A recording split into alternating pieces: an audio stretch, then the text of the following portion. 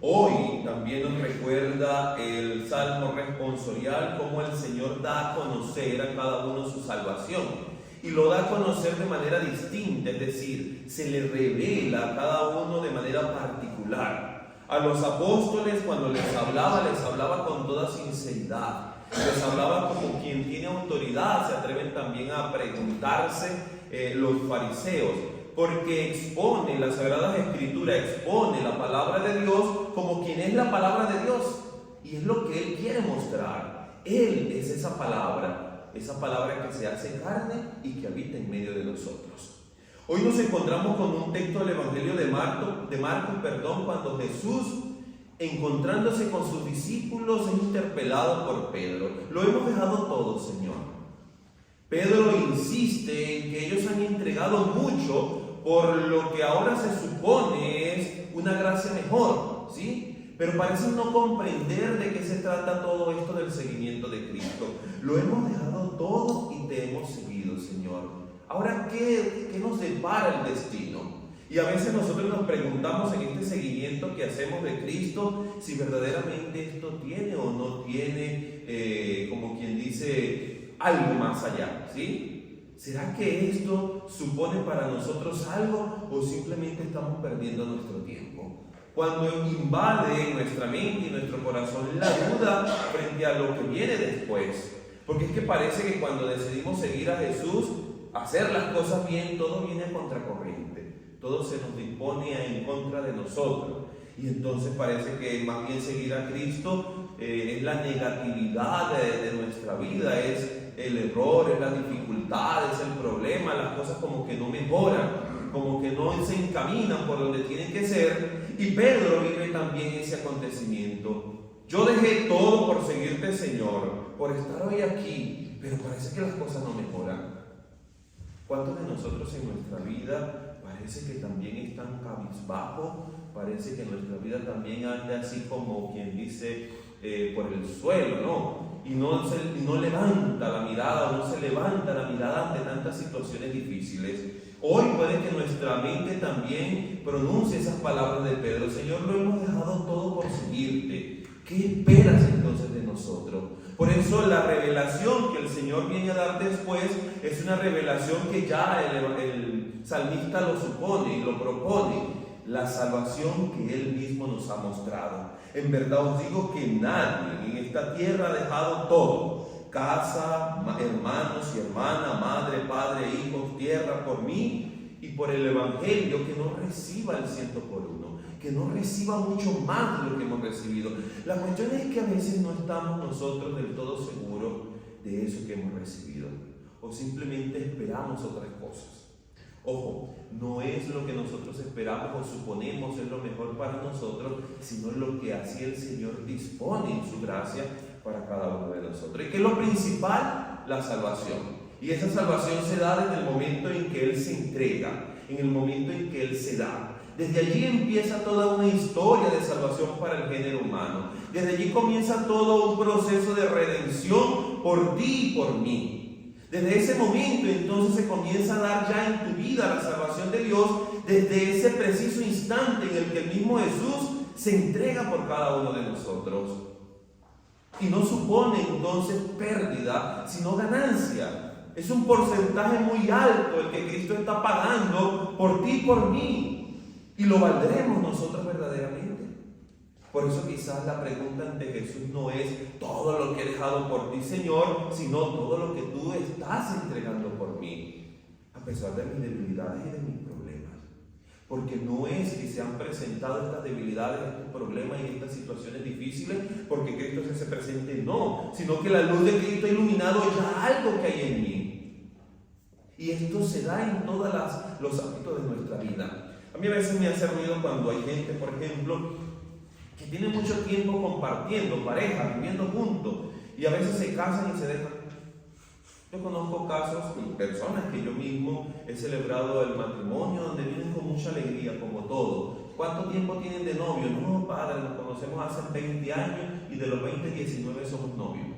19 ya hemos convivido mucho tiempo. Ya ha llegado la hora en que le digamos a Dios que bendiga nuestro hogar. 2 años después se dejaron, se separaron. se atreven a culpar entonces al sacramento. No. Es que es como cuando uno de alguna manera vive en oscuridad, no se da cuenta qué tan sucio, qué tan desordenado o qué incomodidad puede haber en el entorno en el que estás porque no lo ves. Pero cuando Cristo llega a iluminar, cuando se enciende una luz, cuando se pone uno a revisar a fondo todo el entorno en el que está, nos vamos a ir dando cuenta entonces que hay cosas que no están del todo organizadas como tiene que ser. Y la vida matrimonial supone un orden también, no solo para la vida de quien se casa, sino para el matrimonio, para la pareja en sí. Y vosotros los que estáis casados podéis hablar de eso y decir, ¿cuántas cosas no has tenido que mejorar por tu compañero o por tu compañera? O cuántas cosas tu compañero o tu compañera no te ha hecho mejorar también a ti. En cuántas cosas no han tenido que sufrir ambos porque todavía no se terminaban de acoplar como tiene que ser. Pero ese es el fruto propio del sacramento del matrimonio. En el caso de nosotros los sacerdotes, por ejemplo, no es que un día yo dije quiero ser sacerdote y venga, me impusieron las manos y ya eres sacerdote. No, es que pasé por todo un proceso de formación para poder llegar hasta aquí. Y con todo hay quienes han llegado, han terminado todo el proceso y a la final se le dice, mire, usted como que todavía le hace falta un poquito más. Porque empezamos a descubrir en nuestra vida todo eso que se da. Hoy escuché en la televisión una polémica acerca de unas declaraciones que hizo el Papa Francisco. Polémica que, bueno, eso es, digamos, carne fresca para los periodistas y para todas estas personas, ¿no? Pero detengámonos un poco a comprender las palabras que él ha pronunciado y las razones sobre todo por lo que las ha dicho, ¿no? Desde una realidad propia del ser humano, que va más allá de esa debilidad en particular, sino es la grandeza de lo que recibimos y de lo que nosotros estamos dispuestos a entregar. Porque somos capaces de decirle al Señor, he dejado todo, Señor. Y yo, por ejemplo, de manera particular pudiera decir, mire, es que yo abandoné a mi familia, me vine tan lejos, estoy tan lejos de tantas cosas, de lo que yo quisiera y de lo que viviera, por ti, Señor. ¿Por qué entonces ahora no estoy mejor? No, es que no se trata de eso. Se trata de yo comprender verdaderamente que aquí o allá la salvación es la misma para mí. Y la salvación es la misma a la que yo también estoy llamado a predicar, aquí o en Pekín. Es lo mismo. Pero tengo que comprender la grandeza de lo que he recibido.